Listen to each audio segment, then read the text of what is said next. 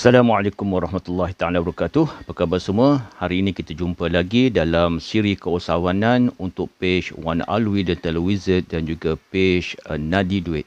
Jika tuan-tuan dan puan-puan mendapati bahawa siri ini memberikan manfaat pada tuan-tuan dan puan-puan daripada sesiapa yang sahaja yang puan-puan rasakan ia memberikan satu idea manfaat dalam menguruskan keusahawanan mereka, maka bolehlah like, share dan juga sebar-sebarkan. Mudah-mudahan dia memberikan manfaat untuk kita semua dalam menghadapi situasi pandemik COVID-19 ini. Kita akan membuat secara live siri keusahawanan, memberikan idea pada kita untuk bakal usahawan supaya kita semua dapat mengambil manfaat daripada apa yang kita kongsikan. Okey, insya-Allah kita akan sambung lagi pada hari ini walaupun sedikit kelewatan dalam kita membuat live pada hari ini. Kita teruskan juga walaupun kita buat live pukul 10.30 ke 11.30, kita akan teruskan juga. Mudah-mudahan apa yang penting bagi kita ialah kita dapat berkongsi idea untuk kita memajukan bidang perniagaan keusahawanan kita, sama dia di kata berniaga di jalanan ataupun berniaga di sebagai bisnes kecil ataupun bisnes sederhana. Mudah-mudahan apa yang kita kongsikan sekali lagi memberikan manfaat kepada kita semua. Okey, semalam kita ada bincang tentang bagaimana nak memulakan perniagaan bahagian pertama kan. Kita akan bincang tentang berapa perkara yang kita beri perhatian. Ada 11 semalam kita bincang tentang mencari peluang, mengenal pasti pasaran, mengenal pasti produk atau servis, mengkaji industri yang akan diceburi, mendapatkan pengalaman industri, membuat perkiraan tentang kos, itu yang paling penting, dan juga membuat kajian mengenai undang-undang, peraturan dan apa saja perundangan dan isu berkaitan yang muncul dalam industri tersebut, membangunkan kemahiran pengurusan organisasi syarikat perniagaan kita, membina pelan perniagaan. Hala tuju kita, daftar syarikat dan juga akaun semasa, kerana orang berniaga perlukan akaun semasa, tak boleh akaun peribadi. Dan juga mulakan dengan apa yang ada di tangan. Hari ini kita sambung lagi tentang faktor memilih perniagaan. Ada 15 faktor dalam kita memilih perniagaan ini yang berdasarkan pada kajian-kajian yang dibuat oleh orang-orang yang terlibat dalam keusahawanan. Ini ada 15, mungkin ada banyak lagi tapi dicatatkan ada 15. Yang pertamanya ialah dia kata, dalam kita memilih perniagaan, kita kena tanya diri kita, industri mana yang kita nak ceburi. Tengok betul-betul industri. Jangan kita tak tahu kita masuk industri mana. Kita kena tahu sebab apa? Apabila kita tahu, kita senang nak buat rujukan nanti. Kalau kita ada masalah, kita boleh buat rujukan. Kalau kita nak dapat ilmu baru, kita senang buat rujukan pada industri yang kita masuk. Kalau kita rasa kita nak kemahiran baru, kita boleh buat rujukan. Kalau kita ada pekerja, kita nak hantar pekerja kita ke mana, ada tenaga-tenaga pengajar dalam industri yang boleh memberikan kemahiran. Mungkin kemahiran mereka berikan itu tak ada pada kita. Mungkin kemahiran yang mereka berikan itu lebih advance daripada apa ilmu yang kita ada. So kita nak hantar pekerja kita di situ supaya kita tahu. Bila kita tahu aja industri mana yang kita masuk, senang untuk kita nak memperkasakan perniagaan kita. Itu yang pertama. Yang keduanya ialah kita kena tengok perniagaan yang kita masuk ni, adakah perniagaan ini yang banyak persaingan. Kalau banyak persaingan, apa strategi kita? Kalau banyak persaingan, apa kita punya idea untuk bersaing? Kalau kita banyak saingan, kita apakah perkara yang boleh lagi kita bersaing. Contohnya dalam persaingan ni ialah kita bukan bersaing untuk mengalahkan sesiapa. Kita nak melengkapkan dunia industri yang kita ceburi itu, dunia perniagaan kita ceburi itu, dunia persaingan yang kita masuk tu. Kita nak lengkapkan, kita tak nak bersaing dengan sesiapa.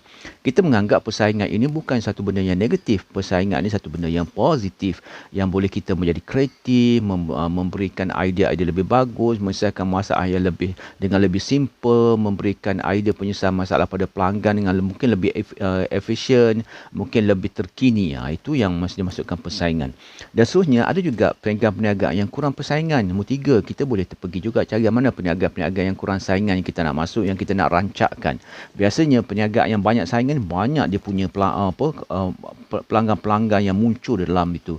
Kalau kurang persaingan ni, mungkin dia lebih pada pelanggan-pelanggan premium, pelanggan yang industri yang sedikit berbeza, yang mana tak ramai orang pelanggan melihat ada dunia itu. Mungkin kita masuk, dia ada pelanggan-pelanggan istimewanya juga. Contohlah, dunia kurang persaingan yang biasa kita tengok kan, saya pernah jumpa satu usahawan, dia perniagaan dia lah menghantar air ke kapal. kapal-kapal yang berlabuh di pesisiran di Selat Melaka tu, dia hantar air. Tu dunia yang kurang persaingan. Tu kita tengok kan tak banyak orang yang ada kat situ. Juga saya pernah jumpa dengan usahawan yang membuat brake kereta api. Kita panjat, wow, brake kereta api. Tak fikir pula kita bahawa ada juga perniagaan membuat brake kereta api dan persaingannya tak banyak. Sebab apa? Dia terlalu high tech kan, dan terlalu special di situ. Itu yang antara dunia yang kurang persaingan. Yang keempatnya adalah kita nak tanya diri kita juga, perniagaan yang kita nak buat ni adakah risikonya besar? High risk, high return kan. Semakin tinggi risiko, semakin besar kita punya peluang dapat duit pulangan. Tetapi kita tanya juga, mampukah kita untuk masuk dalam dunia yang ada risiko yang tinggi, yang besar? Tu kena tanya kita. Kena tengok sumber-sumber yang kita ada, kepakaran yang kita ada kan. Sebab tu kita belajar sebelum ni tentang sumber-sumber dalam perniagaan kan. Maksudnya high teknologi, emosi kita nak menghadapi risiko yang tinggi. Nombor 5, ada juga perniagaan yang mempunyai risiko yang kecil. Adakah perniagaan risiko kecil ni dapat return yang kecil? Ataupun ada juga perniagaan risiko yang kecil, return yang besar? Kita kena check. Dan seterusnya yang keenam ialah kekuatan, kemahiran yang dimiliki. Kena tanya juga kita, kena tanya juga tim kita, kena tanya juga syarikat kita, kena tanya juga network kita. Kita ni ada kemahiran tinggi tak kalau kita nak masuk satu industri? Dan juga yang ke-8 ialah selidiki kegairahan anda bekerja percuma. Okey. Dalam bekerja percuma ni bukan tak dapat gaji. Maksudnya dalam setengah industri, apabila kita masuk, pada 3 tahun pertama tu seolah-olah kita bekerja secara percuma. Kenapa? Kerana kita bekerja dalam pulangan yang tidak begitu menarik yang kita dapat. Tapi kita ada wawasan, kita ada plan perniagaan kita, kita ada hala tuju kita, kita ada vision kita, kita ada mission kita, kita ada objektif kita, kita ada nilai kita, kita ada strategi yang kita bina.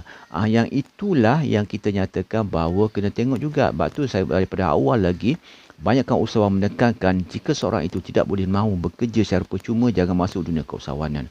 Bekerja percuma ni bukan bekerja tak dapat gaji, tak dapat upah, bukan. Tapi bekerja bersungguh-sungguh mengharapkan kemajuan, prestasi sampai kita tak tengok dah pada apa return kita dapat. Dan insya-Allah biasanya returnnya besar.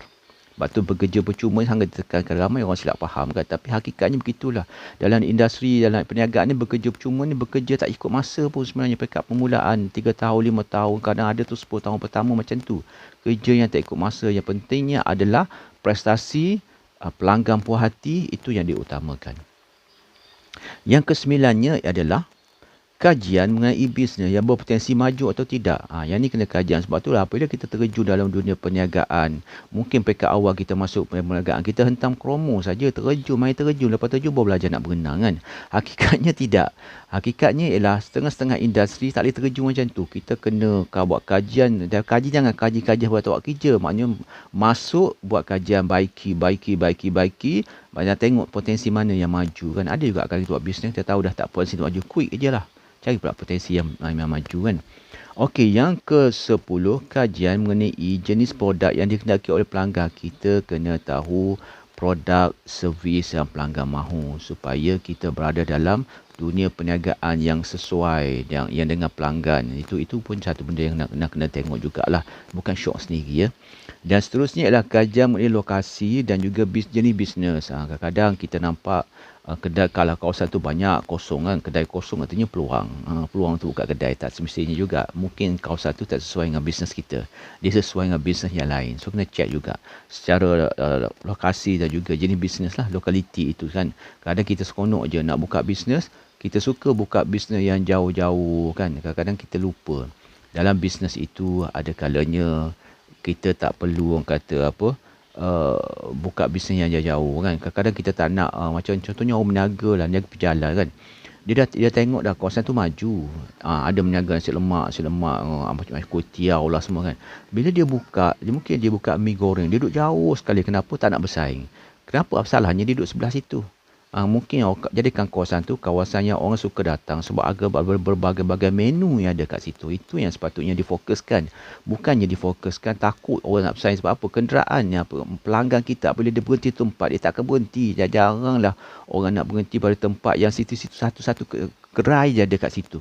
Biasanya kalau gerai itu terlalu sedap masakan dia, memang orang akan cari duduklah kat curug mana pun. Tapi kalau biasa-biasa, kita duduk kawasan yang banyak kedai, banyak gerai, lagi orang suka datang. Sebab tu kata tengok kan Cina, bangsa Cina kan, kalau dia berniaga baiki kereta, kadang-kadang dia duduk kawasan yang ada 5-6 kedai yang baiki kereta yang sama.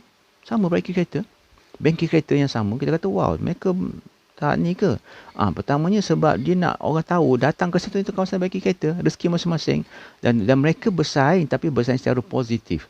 Sebab tu kita tengok mereka suka ongnya, ada ong kat situ kan. Maknanya duduk di kawasan yang memang orang kata dalam keadaan yang kawasan yang orang datang sebab banyak pilihan. Itu yang paling penting. Yang terusnya adalah yang ke 11. Yang ke-11 tadi kaji mengenai lokasi jenis bisnes. Yang ke-12 pengetahuan mengenai pemasaran dan promosi jenis bisnes. Pemasaran promosi. Ini memang dunia pemasaran, jualan, promosi, periklanan sangat-sangat penting kepada setiap perniagaan. Walaupun dia bukannya terlalu penting sampai kita mengabaikan yang lain. Dia penting, yang lain pun juga penting. Banyak kita belajar. Dan sekarang ni banyak kursus-kursus berkaitan dengan pemasaran, jualan, promosi, periklanan diadakan kan. Saya sangat banyak. So benda-benda begitu kita kena orang kata fokus, kita kena belajarlah apa pemasaran ni dia juga penting. Perniagaan, sale, pemasaran, promosi sangat penting dalam setiap perniagaan. Tapi jangan lupa juga operasi, jangan lupa juga HR, jangan lupa juga admin, jangan lupa juga perakaunan juga penting. Okey, yang 13 kekuatan dan kelemahan pesaing. Kita bukan nak membunuh pesaing. Ingatnya kita bukan nak membunuh pesaing, kita melengkapkan industri. Apabila kita jumpa kekuatan pesaing, kita belajarlah. Kita belajar daripada kekuatan itu. Apabila kita jumpa kelemahan pesaing, kita melengkapkan kelemahan itu. Maknanya kelemahan itu kita tukar menjadi satu kekuatan. Dan seterusnya, adakah kita shock sendiri? Jangan shock sendiri. Ya. Sekarang ni, aku kata sebagai contohlah.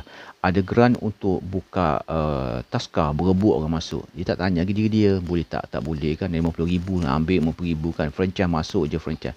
Bila masuk franchise pun boleh tak masalah. Tapi tanya diri kita balik. Boleh tak kita stay sampai 5 tahun kat situ? Itu satu benda yang kita kena jaga juga kan. Tanya diri kita, tanya kekuatan kita. Jangan main nak dapat je peluang ambil begitu saja tanpa kita nak fokuskan juga memperkasakan diri sendiri. Dan akhirnya adalah cari evergreen produk perkhidmatan. Ada produk perkhidmatan yang memang dikendaki oleh pelanggan sepanjang masa. Yang tu pun kita kena check. Kalau kita jumpa yang tu, itu satu benda yang sangat-sangat orang kata beruntung lah. Sebagai contohnya kan, produk apa yang disuka oleh pengamatan, oleh pelanggan-pelanggannya. Inilah produk-produk yang makanan ruji lah kan, makanan yang biasa mereka kan, produk bahan mentah untuk masakan kan. Itu adalah antara produk-produk yang memang orang akan carilah. Sepanjang zaman orang akan cari. Kalau perkhidmatan apa? Kena cek perkhidmatan apa yang seseorang perlukan. Contohnya, perkhidmatan penjagaan kanak-kanak, orang sentiasa perlukan. Pendidikan kanak-kanak, orang sentiasa perlukan. Hanya form dia berbeza, hanya industri berbeza pada pelanggan yang berbeza kan. Sebagai contohnya jugalah Dobi. Orang perlukan Dobi sekarang. Pergi mana-mana pun tetap ke Dobi itu memang penting. Memang satu perkara yang penting, hanya bagaimana kita nak jadikan bahawa pelanggan berpuas hati dengan kita dan memilih kita, itu pun juga satu benda yang penting kan. Itulah 15 perkara yang kita antara yang boleh kita masukkan sebagai faktor memilih perniagaan. InsyaAllah kita jumpa lagi lain kali, dan share like lah kalau kita rasa bahawa apa yang kita bincang ini memberi manfaat kepada kita. InsyaAllah kita akan masuk lagi, kita ada banyak lagi slide yang boleh kita bincang-bincangkan. Mudah-mudahan yang memberikan inspirasi, kekuatan kepada kita untuk meneruskan kehidupan sebagai seorang usahawan bisnes kecil, usahawan jalanan ataupun usahawan bisnes sederhana. InsyaAllah kita jumpa lagi lain kali. Sentiasalah kita memasakkan matlamat kita untuk menggapai impian kita dan merobos cita diri. Jumpa lagi. Best anda sentiasa terbaik. Assalamualaikum warahmatullahi taala wabarakatuh.